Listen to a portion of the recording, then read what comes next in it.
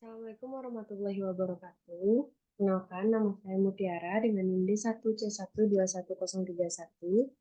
Baiklah, di sini saya akan mempresentasikan untuk merekomendasi mata kuliah Statistika Industri dengan dosen pengampu, Ibu Yernisa STP MSI. Baiklah, di sini saya akan menjelaskan tentang statistika.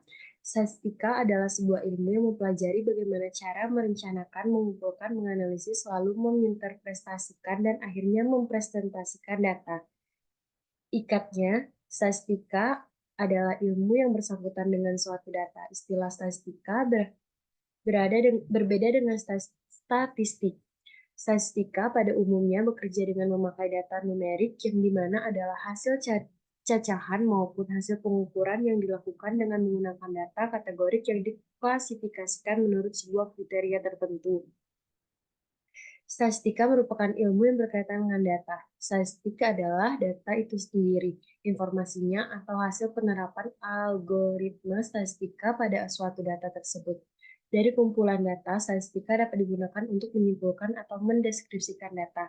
Inilah yang dinamakan statistika deskripsi. Informasi kemudian dicatat sekaligus dikumpulkan baik itu dalam bentuk informasi numerik maupun informasi kategorik yang disebut sebagai suatu pengamatan. Sebagian besar konsep dasar statistika memberikan asumsi mengenai teori probabilitas. Beberapa istilah statistika antara lain sebagai berikut: populasi, sampel, unit sampel, dan probabilitas. Baiklah, di sini kita masuk tentang ukuran pemusatan data. Ukuran pemusatan data adalah sembarang ukuran yang menunjukkan pusat segugus data yang telah diurutkan dari yang terkecil sampai yang terbesar atau sebaliknya.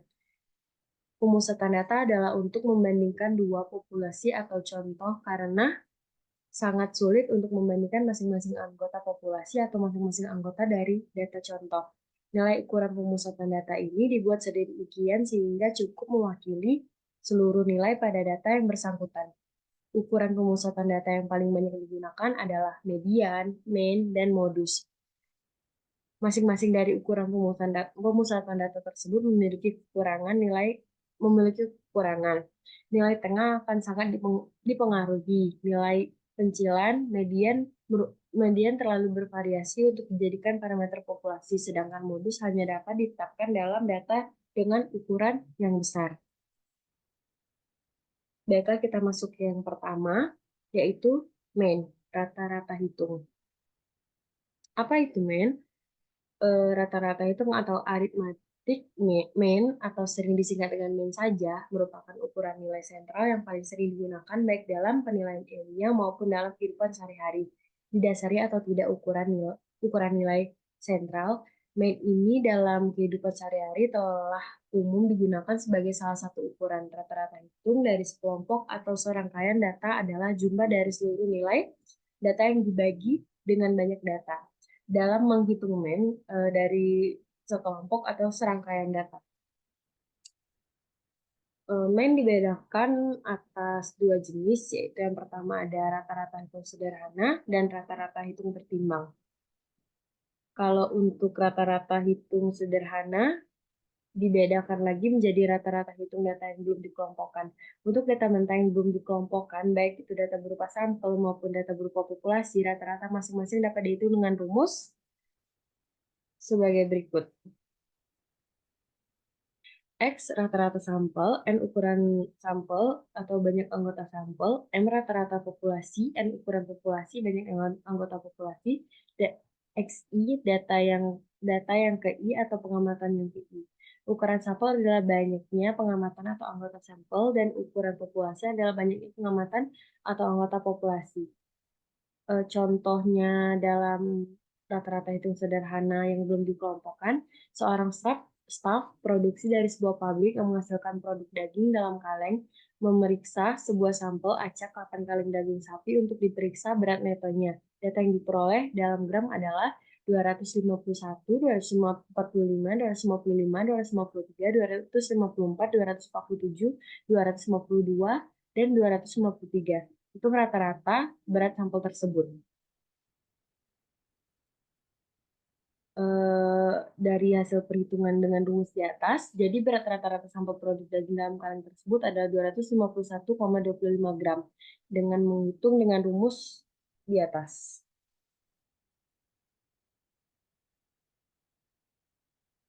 Selanjutnya kita masuk dengan rata-rata hitung data yang belum dikelompokkan pada rata-rata hitung sederhana. Seringkali sejumlah data yang dikelompokkan dan ditampilkan dalam bentuk tabel atau distribusi frekuensi. Bila datanya telah dikelompokkan dalam bentuk tabel frekuensi, rata-rata hitung dari sebuah sampel dengan ukuran tertentu, N, maupun rata-rata hitung sebuah populasi dengan ukuran tertentu, dapat dihitung dengan dua cara, yaitu cara panjang dan cara pendek yang masuk ke cara hitung yang pertama, rata-rata hitung dari data yang telah dikelompokkan dengan cara panjang dapat dihitung dengan rumus sebagai berikut. X rata-rata hitung sampel, N ukuran banyak anggota sampel, rata-rata hitung populasi, N ukuran populasi, NI nilai tengah kelas yang ke I, FI frekuensi kelas yang ke FI. Sampel acak 50 orang karyawan lepas perusahaan manufaktur yang berlokasi di Surabaya setelah diteliti mengenai besar pengeluaran per bulannya diperoleh adalah sebagai berikut. Kenapa?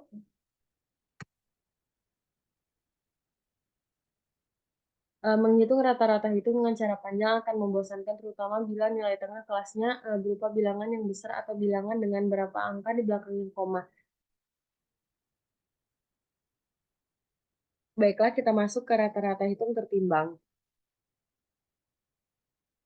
Menghitung rata-rata hitung dengan cara sederhana seperti yang dibahas di muka pemberian faktor penimbang untuk masing-masing data adalah sama, yaitu 1. Sedangkan bagian ini akan membahas rata-rata hitung tertimbang, yaitu rata-rata hitung dengan memperhatikan arti penting yang dimiliki oleh setiap barang. Barang yang lebih penting diberikan faktor penimbang yang lebih besar dibandingkan barang lainnya yang berukuran penting. Misalnya, antara beras dan garam, maka beras akan lebih penting yang lebih besar bagi kita dibandingkan dengan garam. Oleh karena itu, beras diberikan faktor penimbang W yang lebih besar dibandingkan faktor penimbang yang diberikan kepada garam. Rata-rata hitung tertimbang dari sekelompok atau serangkaian data, baik yang belum dikelompokkan maupun yang telah dikelompokkan. Baiklah, kita memasuki yang kedua, yaitu median.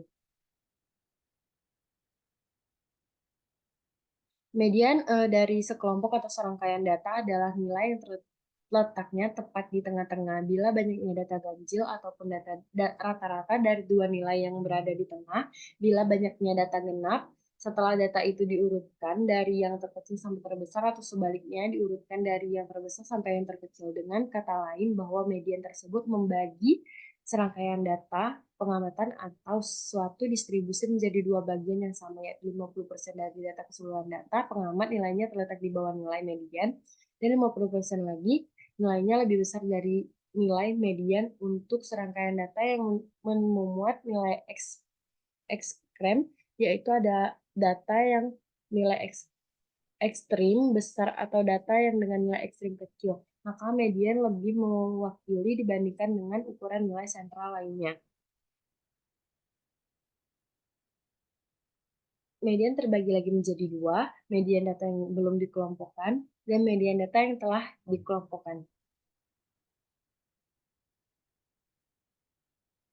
Memasuki yang ketiga, yaitu modus. Modus dari serangkaian data adalah nilai atau sifat yang paling banyak terjadi. Sifat atau keadaan yang frekuensinya terbesar. Untuk data kuantitatif, modus merupakan nilai yang paling banyak muncul, dan untuk data kualitas, modus menunjukkan sifat atau keadaan yang paling banyak terjadi. Dengan demikian, serangkaian data mungkin tidak mempunyai modus, satu modus, dua modus, atau lebih. Modus juga mempunyai dua kategori, yaitu modus yang belum dikelompokkan dan modus yang telah dikelompokkan.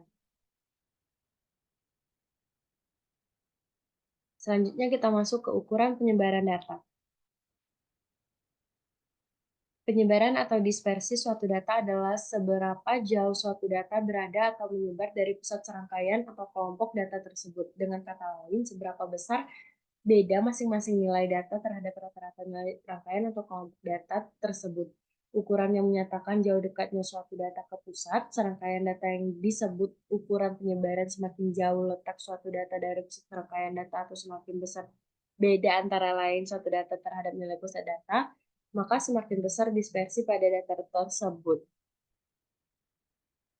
Ada dua macam ukuran penyebaran data, yaitu ukuran penyebaran absolut, range, deviasi kuartil, deviasi rata-rata, dan deviasi standar, dan ukuran penyebaran data relatif, koefisien Ranger, koefisien deviasi kuartil, koefisien deviasi rata-rata, dan koefisien variasi. Kita memasuki ukuran penyebaran data absolut.